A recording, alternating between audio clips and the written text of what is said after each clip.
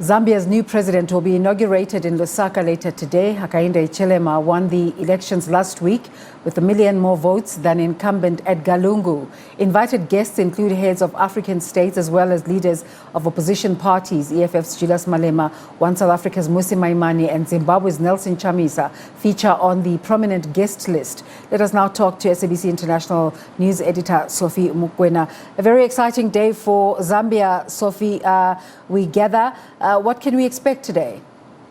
Well, I think to start with, it is quite a historic day, not only in the SADC region or in Zambia in particular, but on the continent, to see a person who is going to be a head of state taking a decision, moving from the opposition benches to a governing party, a decision to invite other opposition parties, not in his country, but outside his country. These are gentlemen and women, perhaps if there are women, who has been supporting him during very, very, very difficult times.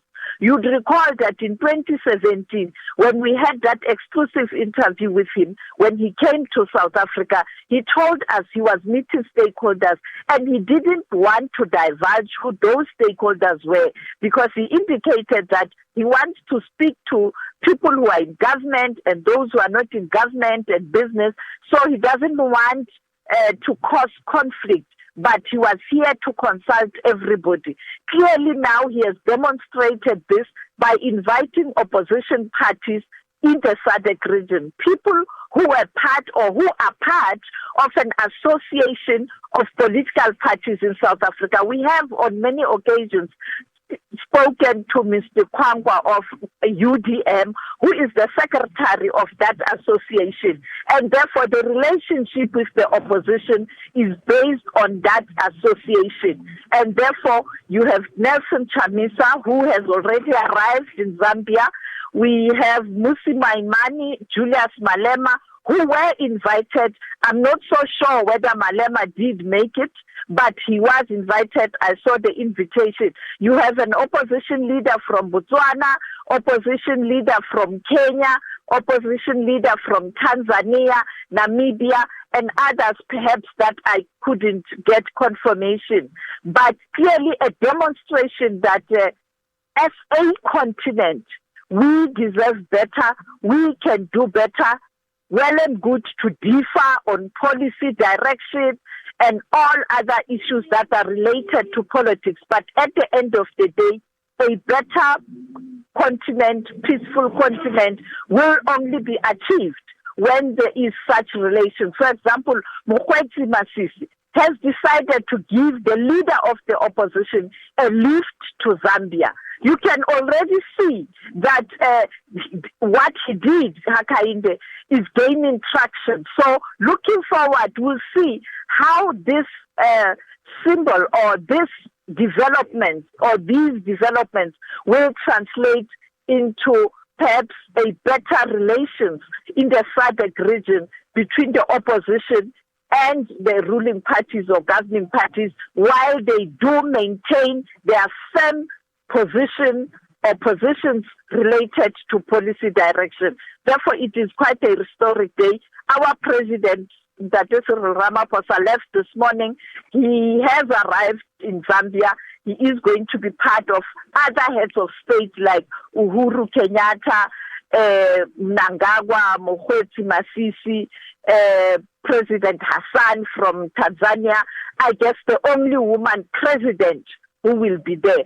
So indeed, SADC making history and also making a statement, including having one woman who will be there as a head of state. Not to try to hanker over the past, Sophie, but just remembering Zambia's role, as you've mentioned, in bringing together the frontline states during the fight against apartheid. Is this encouraging for the SADC region, just in terms of the way forward and how leaders can come together in tackling modern-day issues such as the digitization of spaces in our countries, fighting COVID-19, and so on and so forth? Yes, let me say, Desiree, for me as a journalist, I think it is indeed historic to see this transformation of a region, because as you pointed out, it is Zambia that led the way in uniting Africans and organizations that were fighting for justice and democracy in their respective countries in the SADC region. I'm talking the frontline states. Again, it is Zambia that is saying, yes, we may differ, yes, we may have different positions on policy matters, but at the end of the day, we are all citizens of the SADC region, and when we are united, we can do better, particularly at this difficult time, because all countries are affected, and for the SADC region to revive its economy, we will have to work together. There is just no way. We know South Africa's largest trading partner is Africa. It is not United States of America. It is not the AU. It is not Asia. But it is on the continent where we are getting support in terms of goods and services that we sell to the continent. It is our largest trading partner. We, the second largest economy on the continent. Those trucks on the N3, I mean, this morning when I was driving from home, from Frankfurt to Pretoria, I was stuck in traffic. I was looking at these trucks and I was saying, some of these trucks are going as far as DRC, which speaks to trade and investment and continental trade, which speaks to the African continental free trade area. Therefore, I think, again, Zambia is leading the way. So, Sophie, the conversation of the Africa Free Trade Agreement has taken a big backseat to the fight against COVID-19. As these leaders come together under this kind of spirit and ambience, how can they take forward the conversation about how to implement the Africa Free Trade Agreement? For me, Desiree, I think what Hichilema has done should be a lesson to sitting heads of state and government on the continent, and in particular in the SADC region, that when you embark on these state visits, because you are looking at trade and investment and other issues, a head of state or head of government shouldn't shy away from perhaps taking one opposition leader to accompany him so that they can understand what challenges are there. For an example, the AU summit. I don't understand why on the sideline you can't allow opposition parties to be observers so that you speak in one voice, particularly on issues that are challenging on the African continent, like peace and security and investment, so that when you come with these decisions, they are taken on board, they are not resisting. And I think this is a good lesson, even on the African continental free trade area. I hope the Secretariat of the ACFT is watching, and going forward, when they embark on road shows, they will also interact with opposition leaders because they don't know the future. As we've been talking about the invitation of opposition leaders, it's glaring that from the South African perspective, the Democratic Alliance is not going through. Do we know why?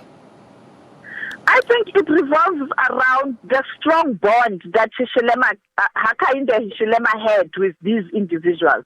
Because you can see, when you Google, you'll see them all over. I mean, the pictures speaks volume. And the relationship with Mmusi started when Mmusi was the leader of the DA. You'd recall that he went to Zambia trying to go and support Hichilema when he was facing those treason charges and appearing in court, but was refused entry in Zambia by Edgar Lungu. So I think Mmusi didn't end there. When he left the DA, he continued with relationships with different people. You can hear when he speaks that he's still in touch with other opposition parties in South Africa. He's in touch with President Ramaphosa. Therefore, it speaks to how he has conducted himself, particularly after he took a decision that he is going to do more of NGO work or pressure group work and independent work. Therefore, he needs all the relationships. He can't just focus on his organization that is more of an NGO, but he has to reach out to everybody if he really wants to bring change or contribute towards a better South Africa and a better SADC and a better continent. Of course, that will lead to a better world. He has to interact with everybody. So his relationship, Mmusi Maimane, is very, very strong with his former colleagues or counterparts. And that is why today he's there, he's invited, and who knows, some other countries may do the same, and will think, oh, what, this is going to be a trend. You recall that Malema has been very vocal on issues of strengthening the relations within SADC and on the continent, looking at what he has been doing at the Pan-African Parliament with the member of ZANU-PF. ZANU-PF is an organization in government in Zimbabwe. But Malema is able to interact with a member of ZANU-PF who is in the Pan-African Parliament, and also supporting the candidature of someone from Zimbabwe. So it speaks to the young leaders of the continent have a complete different view in terms of what needs to happen on the continent. They are not political that much. They are more of development, synergy, developing the continent, reviving the economy, rather than power, political power. So, Sophie, I want to stay on that invitation to the opposition parties and ask you this question. One about Mmusi Maimane. It's an endorsement for him.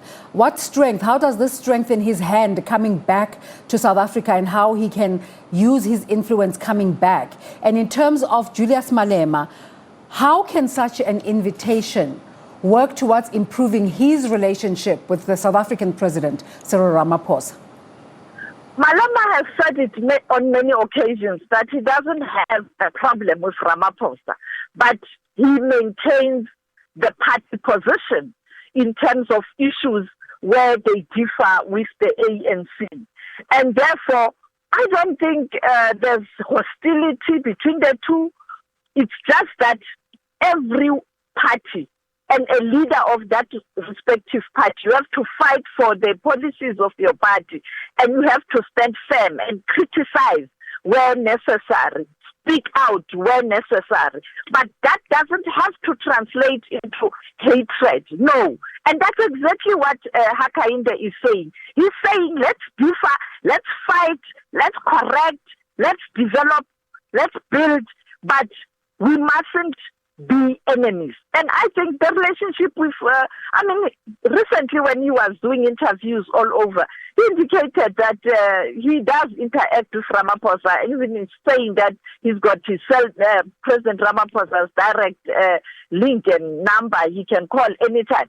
But he is fighting for the position of his party. And this is what followers and supporters of political party must learn. Fight for principle, not for individuals. Take for an example ANC. ANC is so divided because they spend most of their time supporting individuals rather than policies of the party. And when there are changes, for example, in Polokwane, all the people who are in the NEC, most of them, not all of them, were supporting President Zuma. Even President Ramaphosa was supporting Zuma and Bloemfontein. Now there's a change in terms of how they see things. And because they differ in terms of the direction the country must take, the followers are just continuing to divide the ANC, fighting. Whereas for them, it's about policy direction and issues that they don't agree on. In other words, Ramaphosa has a different view in terms of how ANC should conduct itself, how it should look, and also leading to it as a responsible ruling party or governing party. President Zuma has issues in terms of how he was dealt with by the very same party, and issues of policy direction and all of that, and the issue of corruption that is dividing the ANC. But doesn't mean that personally they have to hate each other. They cannot, because if they do that, ANC will continue to be divided. So it's an example that leaders can differ on principle, not personally. Just before we wrap, I want to ask you a quick one. What should we be reading from the announcement of the U.S. president that a presidential delegation, will be attending the inauguration? Does this speak to a relationship that we'll see in the future between the U.S. and Zambia? Exactly. The United States of America is looking at the SADC region and it's watching what's happening in the SADC region. Therefore, they have to build other relationships because in South Africa, honestly, there are serious economic and political challenges. You look at Zimbabwe, you look at Lesotho, you look at Botswana. Therefore, America and many other countries will be represented there, perhaps by embassies, because they want new friends so that they can have more friends should other relationships not materialize as they envisage. They know they have a footprint in the SADC region. Thank you so much for talking to us. Of course, we'll be watching the event and bringing you parts of it as and when we're able to. But we're asking you that question today on the show, and some of you have sent through some lovely messages.